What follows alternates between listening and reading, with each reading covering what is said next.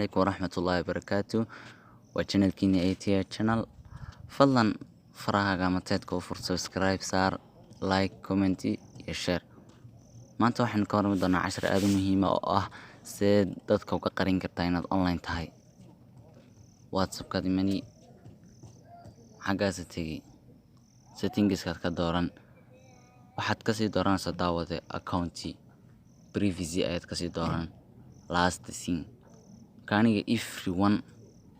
wait eegan last seen-kayga kaliya waxaad ku keysin kartaa inta kuu save karaysan waxaad ka dhigan kartaa inaanu qofna eegin marka doonayso inaad ka qariso nobody ayaa taabanaysaa ka daawade maanta 10keenu intaas ku saabsan yahay fadlan subscribe like share iyo comment intaas waa noo muhiim intaan 10 kale ku kulmi doono